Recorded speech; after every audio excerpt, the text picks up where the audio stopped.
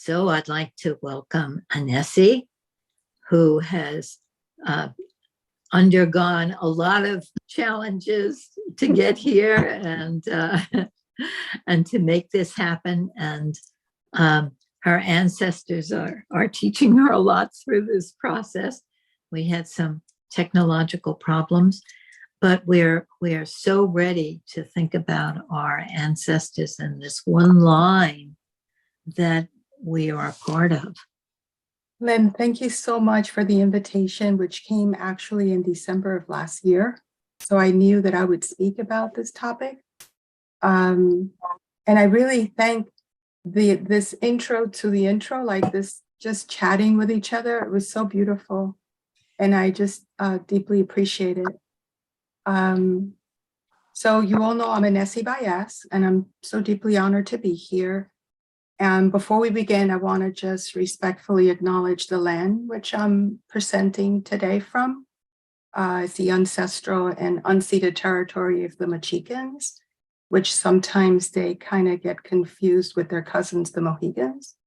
Their domain includes the whole eastern shore of Upper Hudson.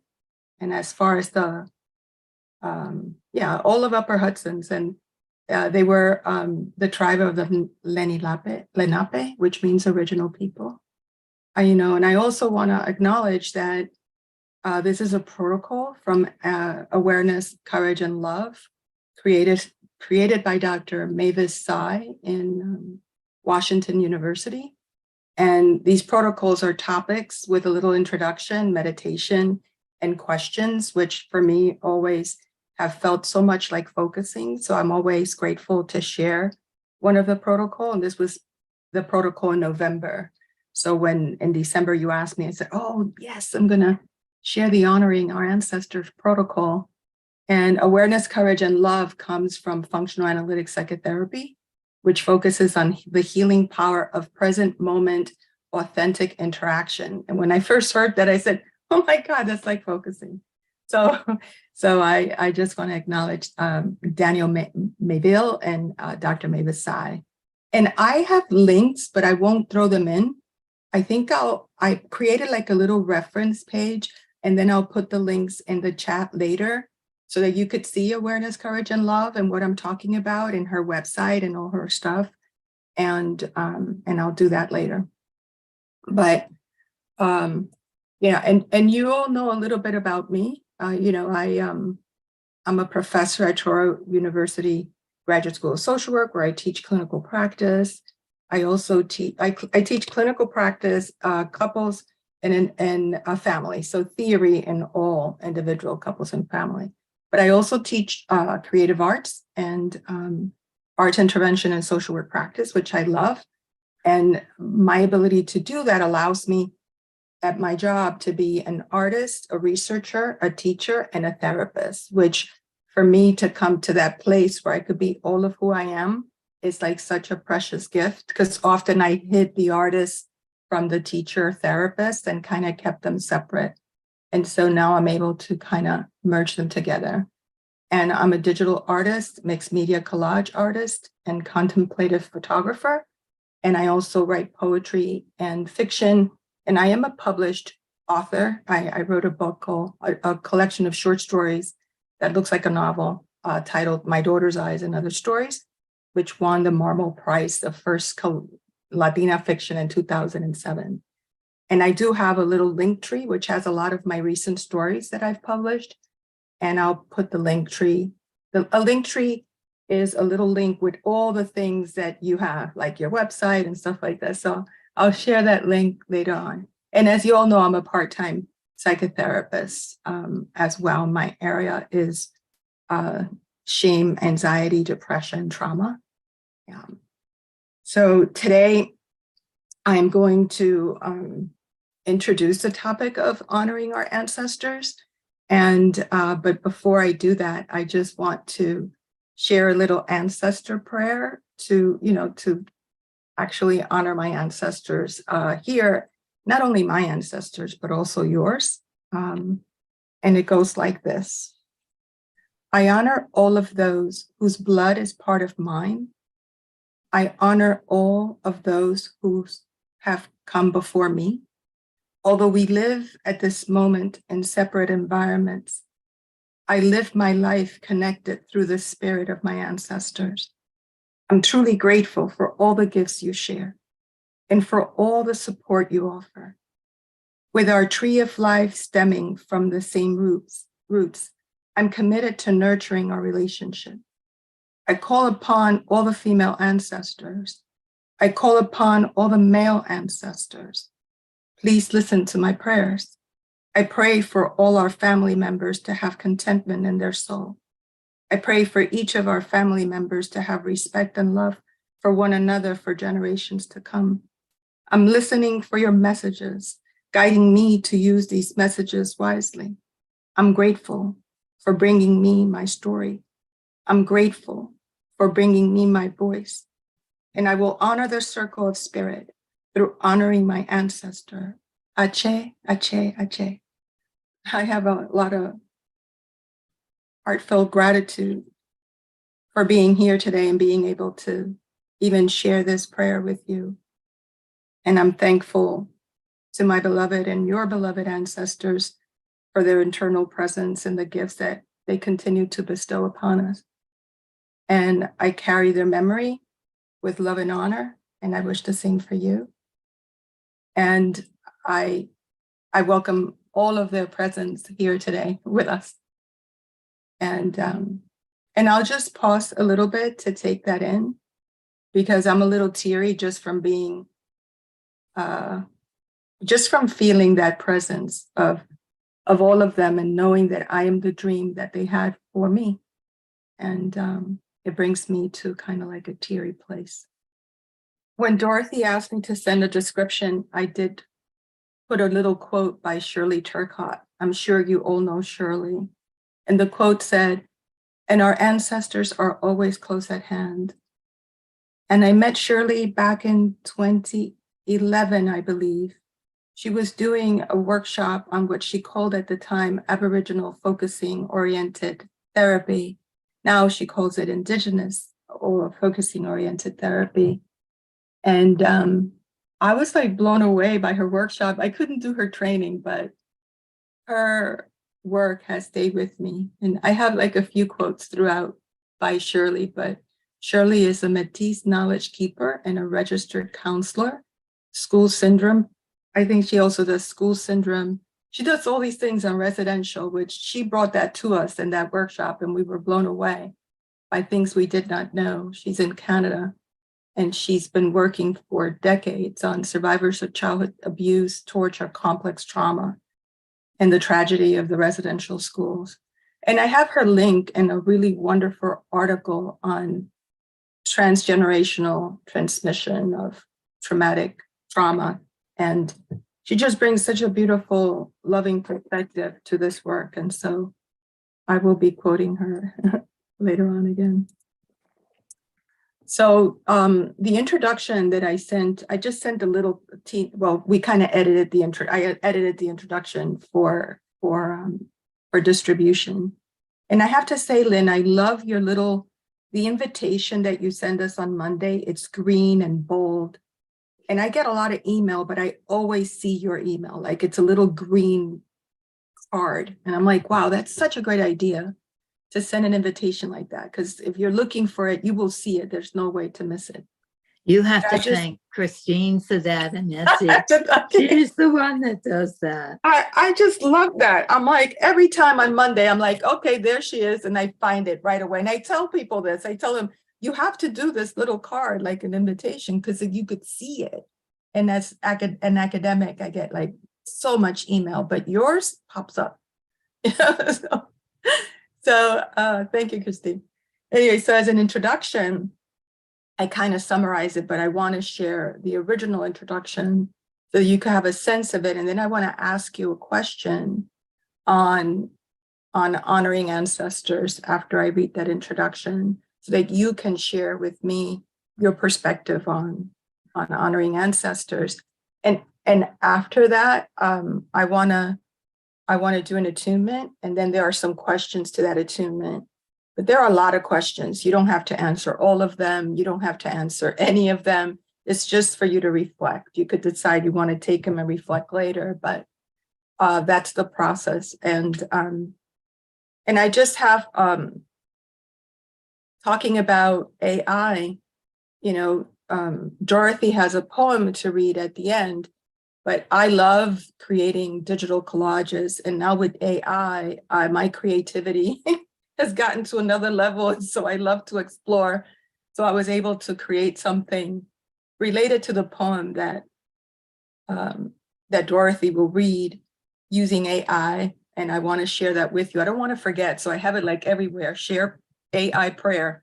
It's a really interesting thing that I'll share with you. And I think you'll find it really hysterically funny, because it's so amazing what we could do with AI technology, and not to be afraid of it, but to use it to create more creative things and have fun with it. So, but the introduction is that the honoring of ancestor, which dates beginning of humankind and continues to essentially be part of every culture. So this practice helps us connect with our ancestors, past and present, to repair physical and emotional burdens with family and community lineages that often are unconsciously passed down through generation.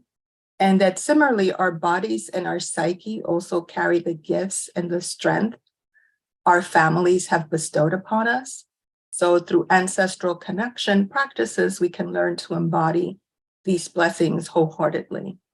And I think that I also added that you can access these connections through many types of sacred and native rituals, and that it can be any type of practice that is centered around your unique experience and lineage that leads to your unique, to you to inquire, connect, and ground and understand and integrate your past, present, and future self. Now, I had this little poem that I had about my dad and how when I was a child, I would see him pray. And that had such an impact on me. And he had a lot of wrinkled little prayers from our ancestors. And, because my heritage is Dominican, and Dominican our ancestry is European, particularly Spain and France, and then African, a mixture of African, and then another percentage is indigenous. So I might be like 50% European, Spanish, and that entails a lot of things. And then a 30% or 25% African, and then like the other percentage is indigenous Taino. But anyway, this prayer was to honor my dad for bringing me prayer as a child. I would sit there with him and pray. But believe it or not, I couldn't find the prayer, not even online. When I try to find it, it's locked. Everyone wants me to pay to find. Oh, it's published. The prayer is published in Kalaloo, a journal, and I could not get it. But I know I have it somewhere, and that I will share it with you, because my father taught me a lot about praying to our ancestors. So in today's meeting, we will practice accessing our ancestral wounds, empowers for opportunity to connect more deeply with our lineage, and practice finding safety, acceptance, self-love, and compassion within our bodies and with those around us. And we'll do that through our attunement and the questions that are being asked of us. But, lately I've been looking at the word honoring ancestors and ancestor healing. And so I put some stuff up. I said to myself, I'm wondering I'm wondering how you honor your ancestors, or what honoring ancestors mean to you, or what ancestor healing means to you. And I just have a few notes on that. But first I wanted to open up for discussion. So recently this year, I joined an ancestor healing group. It was an 8-week group. And it was facilitated by a young man named Allah Sakharin. And Allah is Jewish, and he also has like a monthly Jewish group. And so because I am 3% Jewish he's like, come, Annecy, join my ancestor group, connect with your Jewish ancestry. So that has been so amazing to me. But I learned a lot from his group, and he trained in by David Ford, who wrote a book, Ancestor Medicine.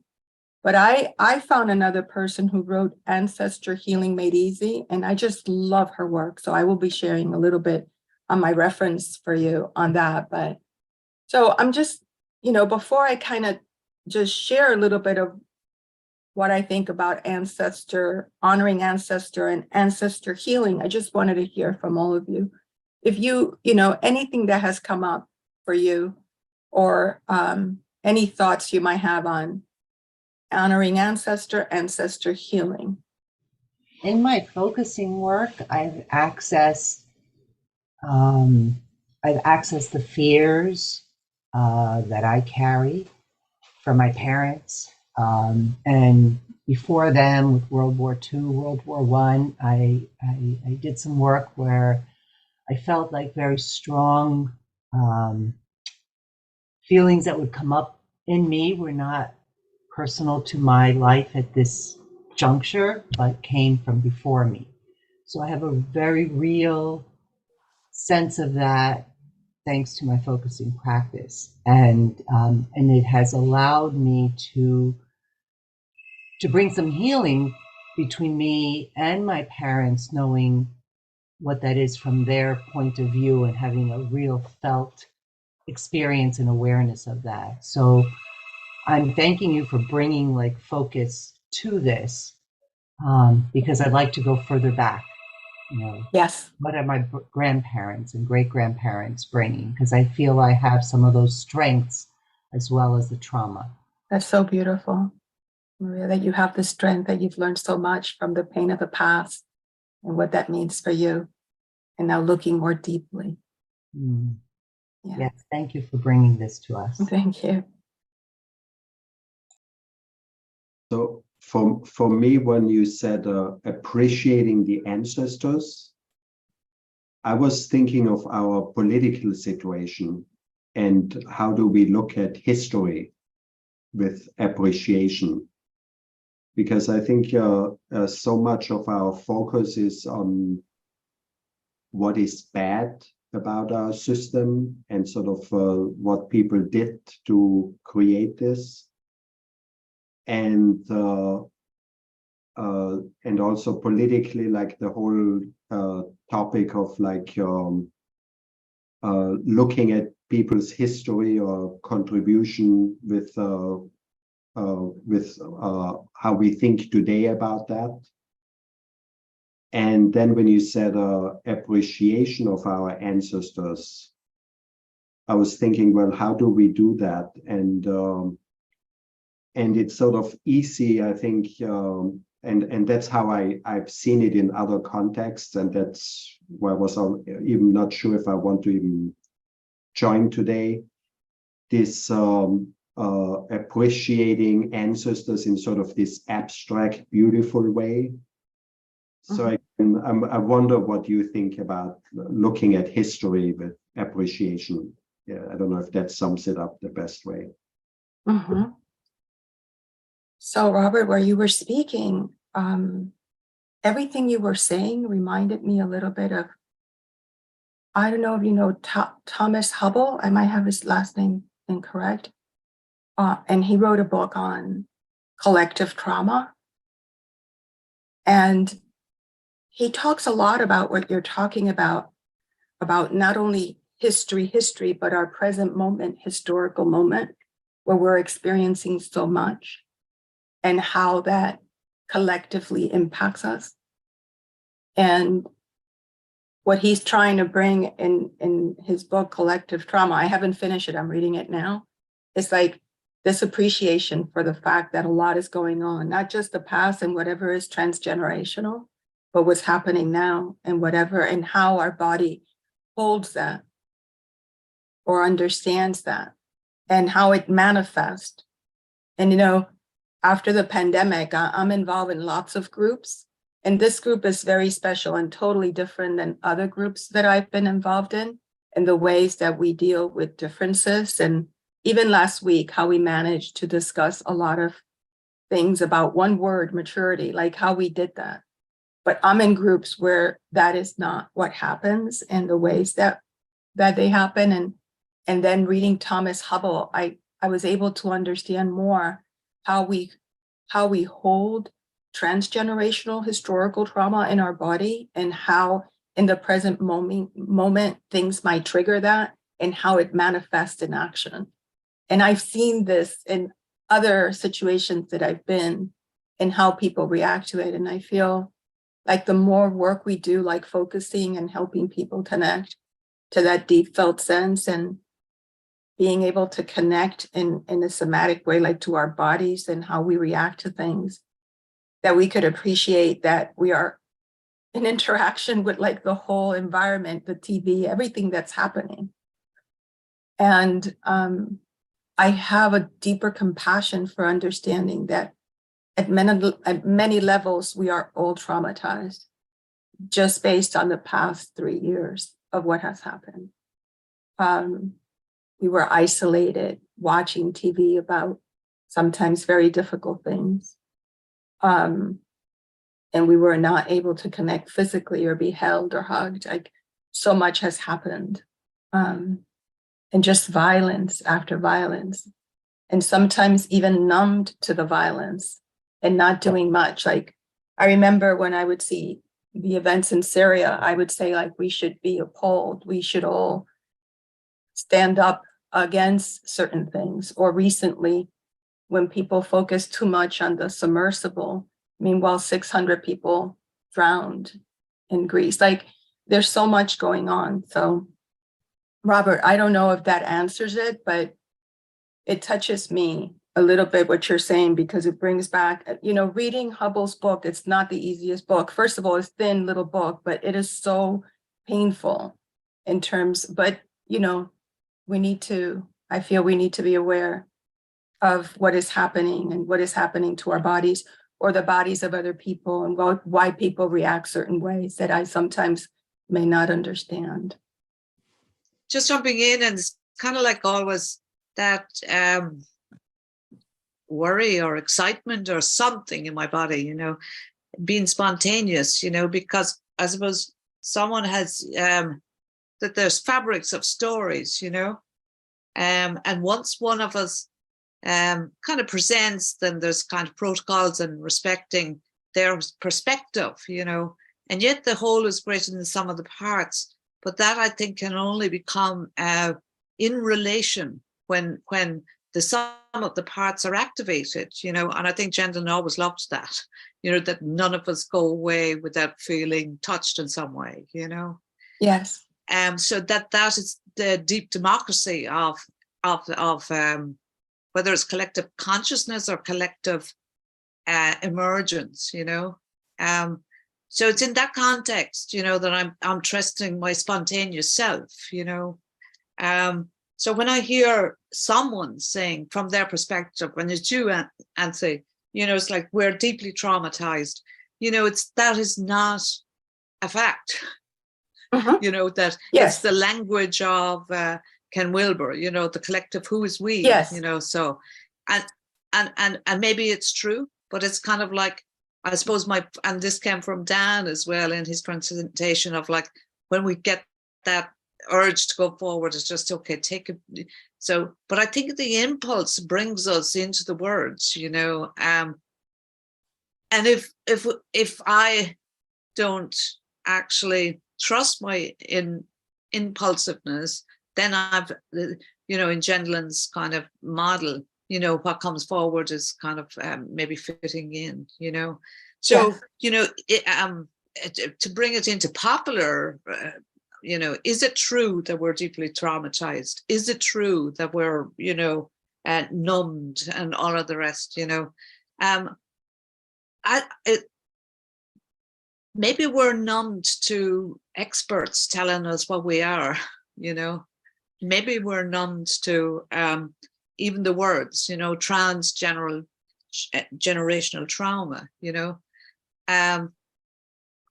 so again, it's like wondering how to we can't collectively have a voice, because that's, I don't know what that would be. I don't know, collective voice. So again, I suppose it's wondering, maybe even as this community, you know, a felt sense community, how to bring this forward. I see your hand up, Lynn, so I don't know whether you're waving at me or you want me to stop. No. So I'll No, do I don't both, want you you know. to stop. I just wanted to make a comment, but I didn't want to interrupt you. Okay, sorry, yeah. I So- was just flagging up that I Okay, that you wanted to to. yourself. So I'll just finish on this, because I just want to honor your, you know, taking this group and the time, and, you know, it's like a creative impulse, you know, but it's like how to reconcile the individual, you know, as we go forward in community, you know, so it's wondering that, you know. Yeah, So, Pauline, so I just- appreciate everything that you have said. I really do. And I love that you always you flip the perspective around, and it always makes me think more deeply. You know, yesterday I was in a group I love art, and there was a group at the Woodstock Center for Photography. I was in a group creating zines. Zines are little magazines. They're the most adorable things ever. And there was an 18-year-old, it was a multi-generational group. So we were from different age groups, but there was an 18-year-old, and she stayed in my heart when she said, I started school the year the pandemic started, and I was terrified of taking the train to my new high school in New York City. And boom, the pandemic happened, and I was not able to work through my fears. Everything was online. And then she said, and finally, when I went back to school, a few years later, we were able to go back. I started going to this school, 4,000 students. And she said, I was so terrified and so unprepared. I didn't have whatever I needed. And she says, and I'm still working through this like kind of developmental, kind of delayed based on her experience. And she had the voice to be able to express this. I was so impressed. And I think that we forget how it was for our teens, for our children.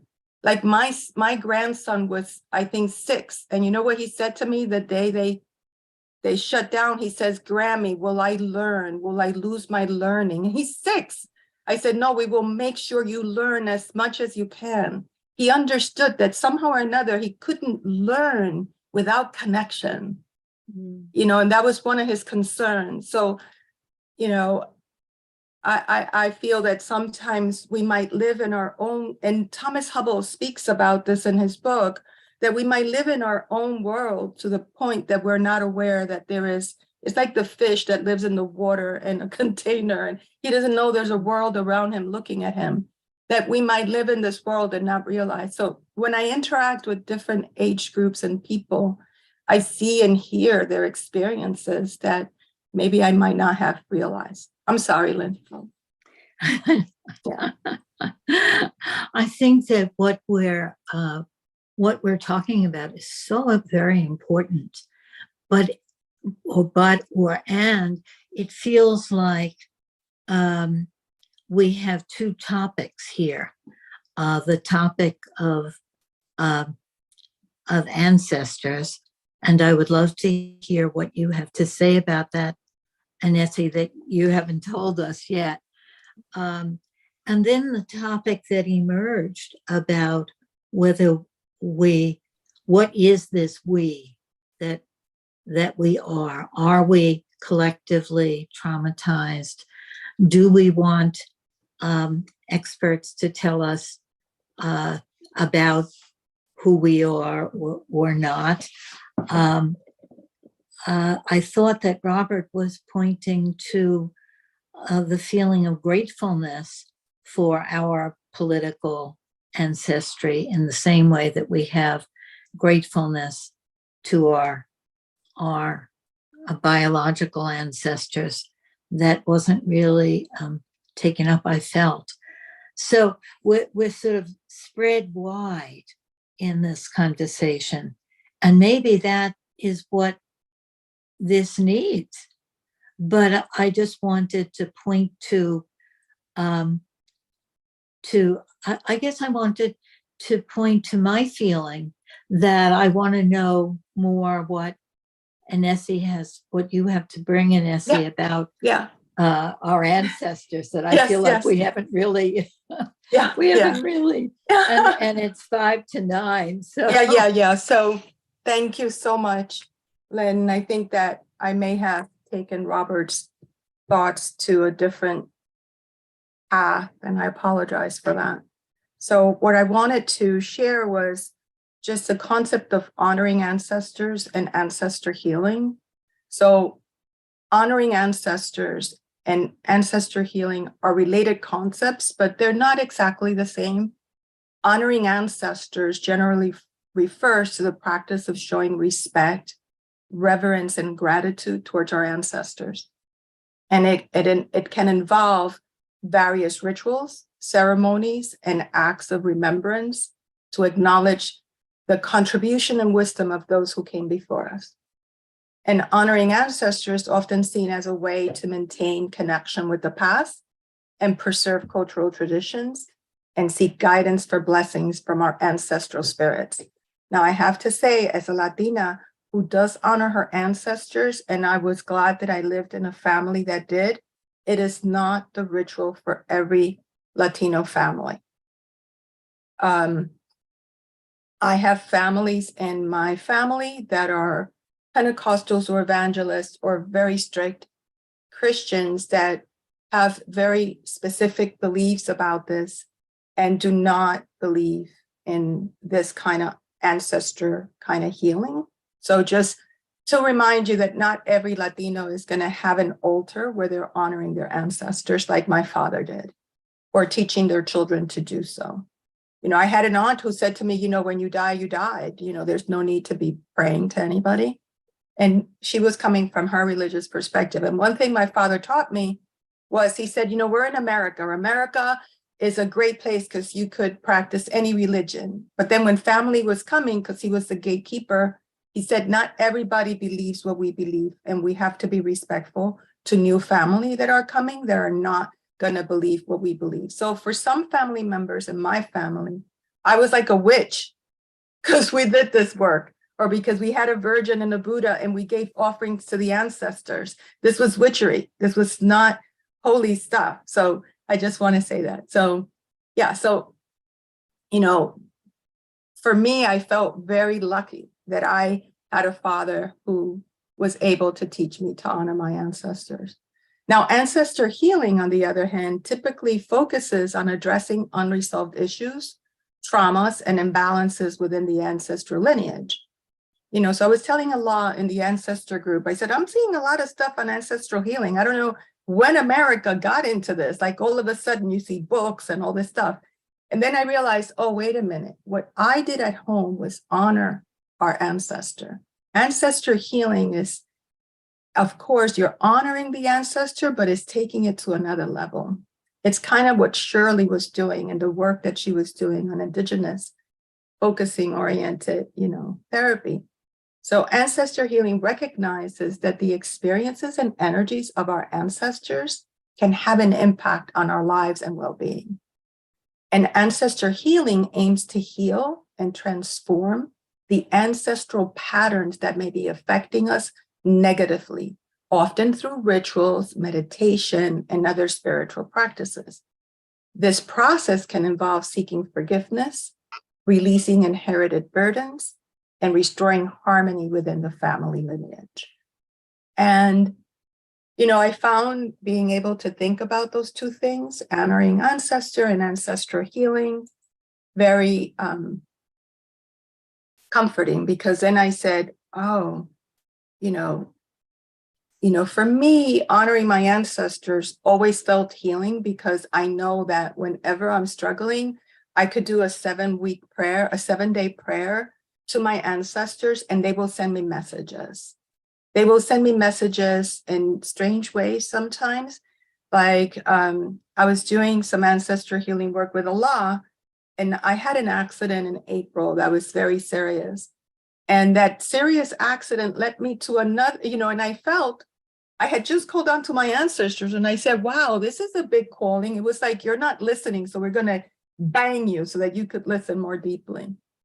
And it changed my perspective about a few things. And not only that, I had a concussion, I had to get an MRI, and then I got even more serious messages after that that put me in a very difficult place. But I'm good now. I'm good now. But I felt like, for me, accidents are a call for my ancestors to stop and listen, that I'm going too fast, that I'm not being present. And there's all these coincidences that for me pop up when I do some ancestor work in terms of calling to my ancestors for assistance. But the ancestor healing part that focuses on addressing these traumas and imbalances in our lineage does not negate that we're also going to take from our ancestors their strength and resilience and the gifts that they give to us. I grew up in Dominican Republic. I came to the United States as a little 2-year-old toddler, 3 maybe. My family lived in a dictatorship that was brutal and was 30 years. The theme in my family is silence and be careful with what you say because you could get killed.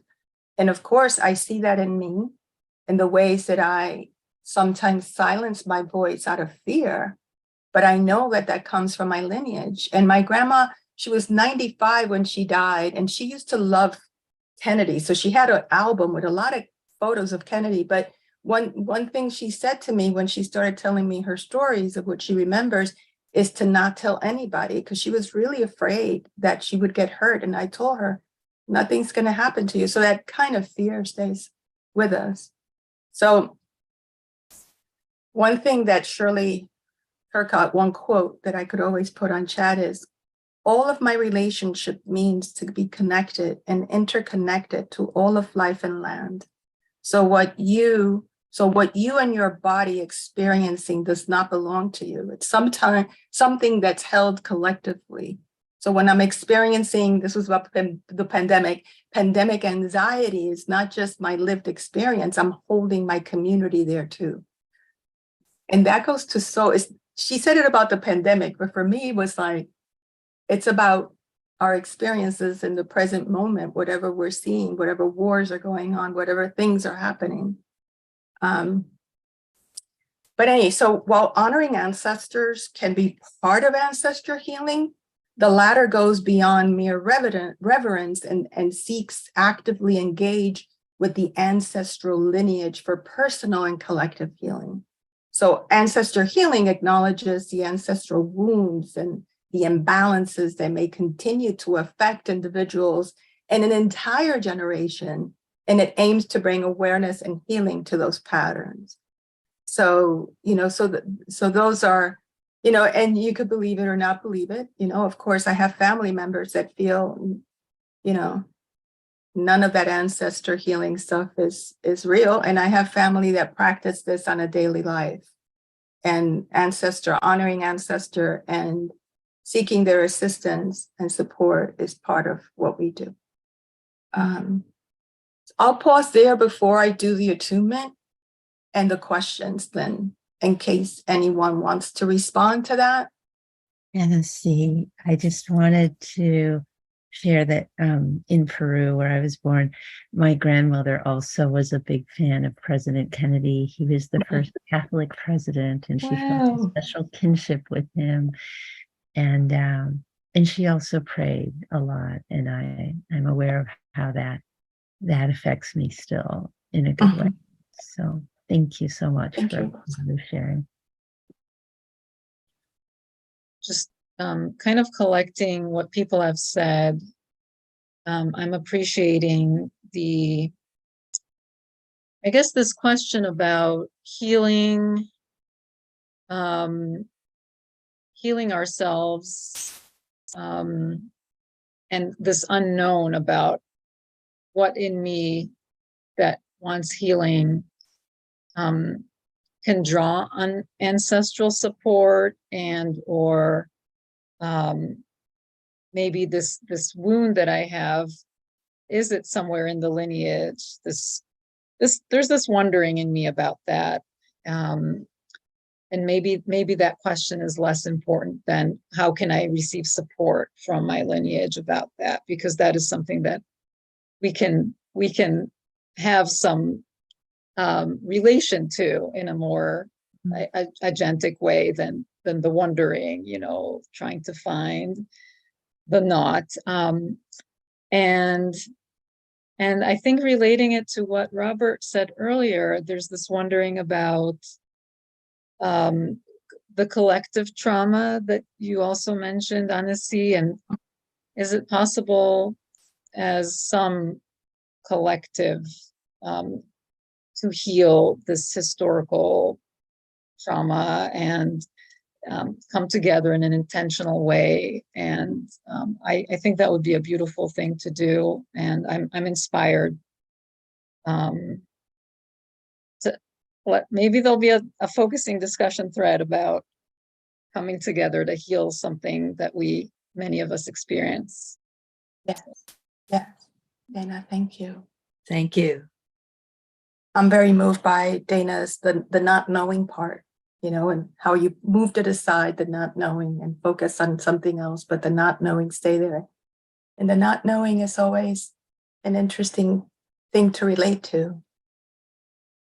I guess one more thing about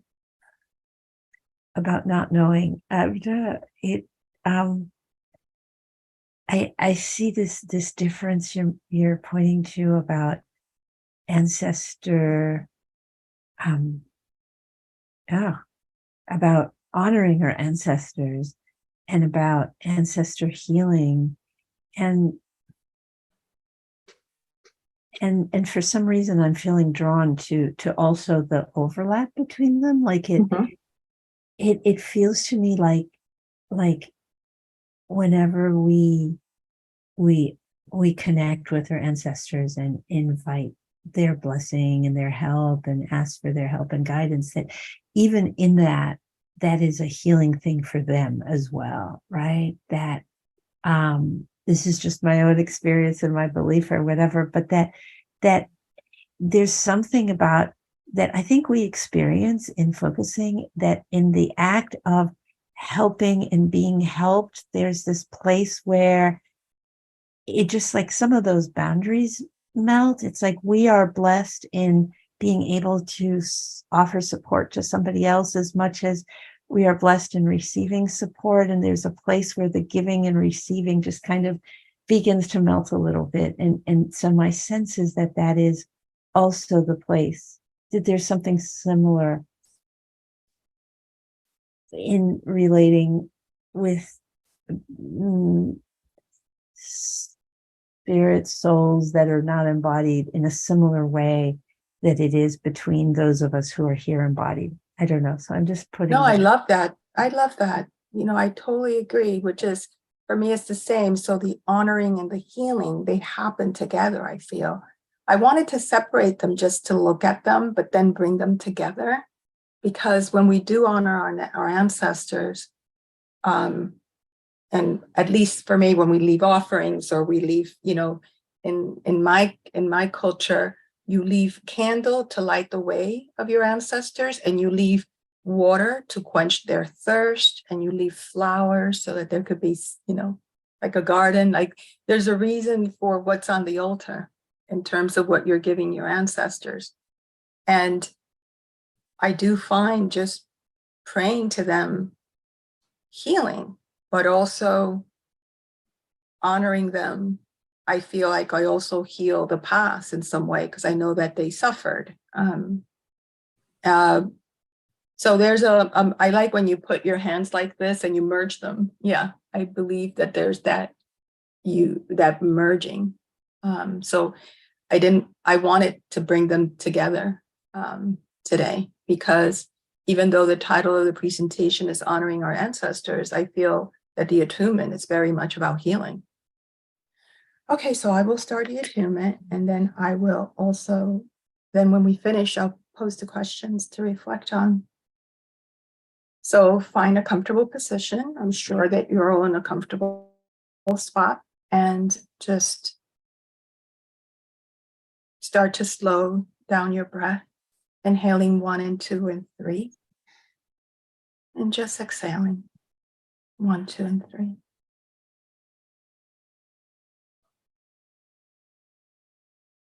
And as you inhale, see if you can connect with the grounding energy of the earth.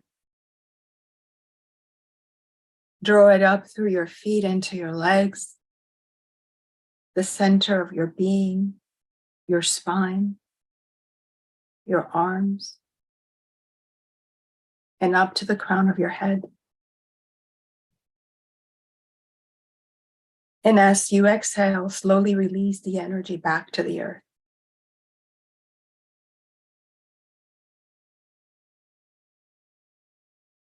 If you are willing, let's take some moments now to connect with your own life story.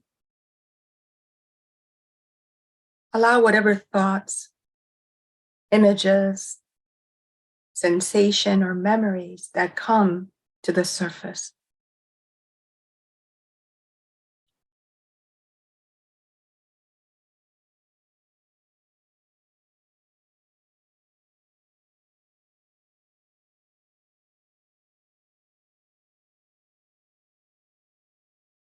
If you can, identify a core belief, a story, a narrative, or a pattern underneath these memories and emotions.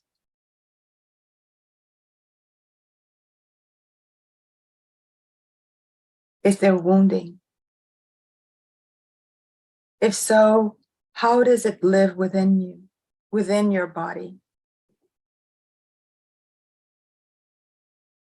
Observe it and hold it with tenderness.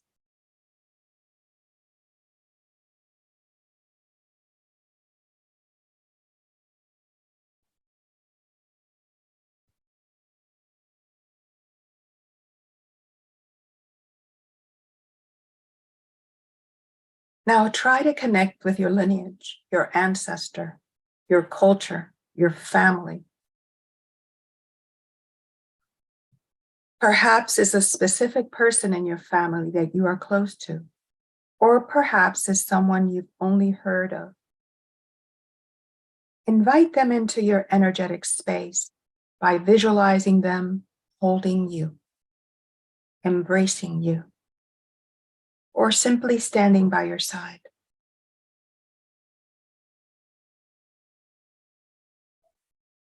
Feel their pure essence of love and guide your breath so that their heart connects to yours.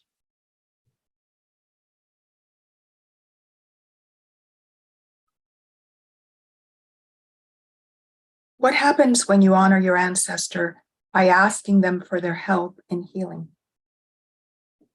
When you ask that ancestor to guide you through releasing the pattern, the narrative, the memory or story that is still painful.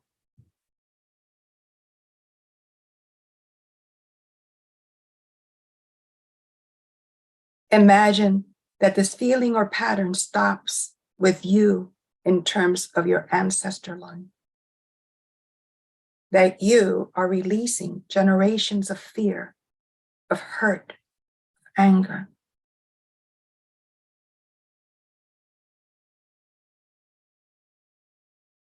If you can surround yourself with the love of this ancestor and all the ancestors that support your healing, ask them to accompany you and guide you in your daily life.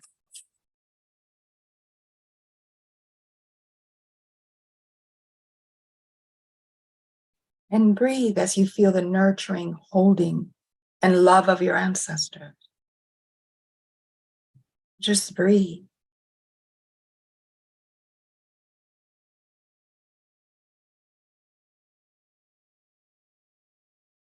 And if this was helpful, it is a practice that you can come back to as often as you like.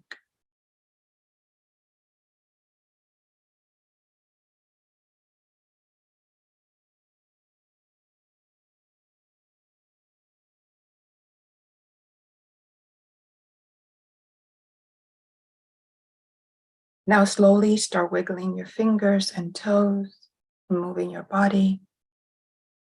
And as you're ready, gradually and slowly, just take a breath and come back to our room.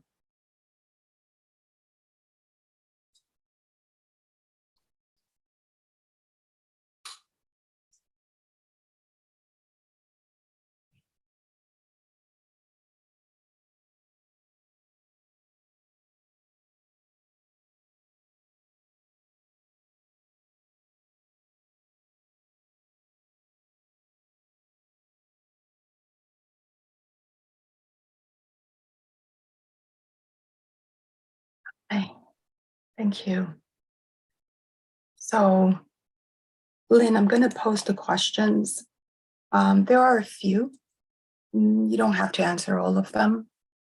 The first one is, what is a core belief, narrative, pattern, or wound that you carry with you that is painful? How does this core belief, narrative, pattern, or wound plays out in your life? Which ancestor did you honor by asking for their help? What guidance did they give you? What intergenerational pattern are you committed to stopping? What compassionate and encouraging statements can you tell yourself? Is there a practice of ancestral gratitude you like to engage in regularly? For example, creating a sacred space to acknowledge your ancestor, lighting a candle, singing a song, or doing a dance of remembrance, or meditating on the sacrifices your ancestors made to keep your lineage safe and surviving.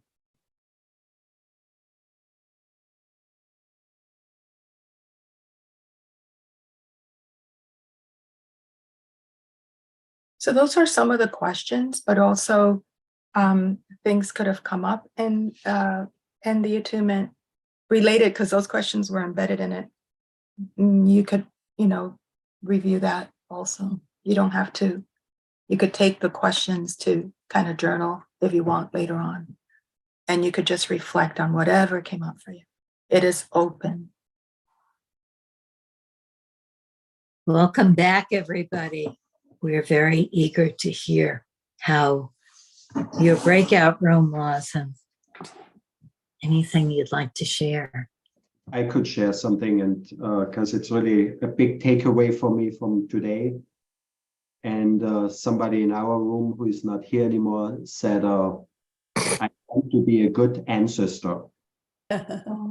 Yes, yes. And that just, I think for me, that really sums it up, to just want to be a good person and want to give to something. So that's all I have to share. And I think we are ancestors not only to our blood relatives, but to our generation. Robert, our poem relates to that theme, our ending poem today. So I think you'll appreciate it. So this is not something that came up directly in this way in our small group, but it relates to what you just said, Lynn. I've practiced a lot in the tradition of Thich Nhat Hanh, and we talk about our physical ancestors, our spiritual ancestors, our land ancestors, just many different kinds of ancestors, and importance and value of honoring all of them and reconciling with all of them. Yeah. I'd like to just once again say thank you to Annecy for just the magic of being a focusing community, that there's a kind of a surface level where there's information and inspiration and lots of ideas going around. And then immediately how we can just dive down into that implicit place, and that we can do it in an hour and a half. And just to say thank you, Annecy, for the work you did to bring us those ingredients that would allow us to go to that deep place of resourcefulness and resilience and awareness. I'm noticing that I decided to join this morning just because I've been here for other of your talks and I just enjoy your as well as anything in the poetry that you shared. But I was feeling kind of a disconnection to the topic. And then I'm just noticing now that's sort of a theme in my ancestry, of disconnect. Mm. I just wanted to say quickly that, now that after my breakout room experience, I feel like I just want to write a letter to my dad. Oh, wow. That's beautiful. I wanted to share, Laura, you reminded me of the feeling I have of the disconnection. And I think because there's so little I know about my ancestors, because my family was one of holding secrets. So, and I think doing this process with you, Annecy, it's just encouraged me to take what I can. And I felt doing the attunement, this connection with my grandmother on my mother's side, who I really knew very little about, but I remember spending time in her apartment and hanging out when I was little on her Murphy bed. I thought that was just the coolest thing, that you could pull a bed down from a wall. And I remember her cooking for us, just small loving acts. And it's just amazing the emotionality that surrounds some people, that I can find a way to draw on. And I am going to take the picture I have and make it more prominent and bring it in. Thank you. Great. I know I gave a talk here once on lessons learned from difficult things. And that seems to be coming up again in this conversation, because when I think of some of my ancestors, what stands out is they always had room for maybe one person or a child, and left out all the rest. It was always the oldest. And so I learned so much about what to do, and I'm grateful for it. I just had 4 grandchildren visiting, and believe me, every one of them got my attention, equally, from 8 years old to 2 years old. Everyone, equal time. Annecy, I have a quick question. What was the meditation that you were referring to? Oh, the attunement that I read Oh, okay. today. Yeah. If anybody wanted it, I could send it to you. Because sometimes we want to review it again, but it incorporated the questions. And I think that what I'm hearing is that everybody did connect to something. And I really appreciated what Laura said, how she experienced what she experienced, and and then realized, wow, something, like she connected it to ancestors, like, and that's the awareness. That's what we want to begin to start to do. So I'm going to share something called Padlet. Padlet is a place where you could link all kinds of things, and it's for professors to teach online. And I actually I created a collage. No, I had a photo of myself in December for an event, and I then uploaded it to one of my AI apps, and it transformed it and created a new me.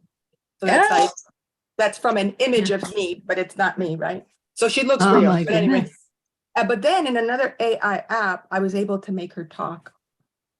So she's going to share just a snippet of the poem that Dorothy is going to read. Oh, wow. That's Okay, so amazing. I'm going to share sound so that you could hear her. I make a prayer now to your old ones, to those whose face you never saw, and voice you never heard, and name you haven't known, that they remember you while you try to find them, remembering you. So for me, it was fascinating. To me, it was fascinating that she could even take the emotions and the movement and actually, so you just upload your audio and then she just starts sharing it. So that's just a little That's snippet. amazing. Wow. So I Wow. just wanted to share that. And I'm going to put the poem on chat. The poem is by Stephen Jenkinson, and Dorothy will read it. And also, if you could find, there's a film by him and it's free, you could see it. It's called Grief Walker, and it's on grief. And he is a palliative care activist, poet. He's like a lot of things. He's amazing. I make a prayer now to your old ones, to those whose face you never saw, and voice you never heard, and name you haven't known, that they remember you while you try to find them remembering you, that they come at the proper time to gather you in, that they whisper to you the truth that you haven't been alone and won't be, that they know the hard friendship of the ending of days. I make a prayer that all who were there at your making will be there for your gathering in, that their hands will be there just by your opening head, your little fountain, to make a home for your sorrowing heart and for you. I make a prayer that your house and your people will be blessed by your coming and your going, that the day will come when they will boast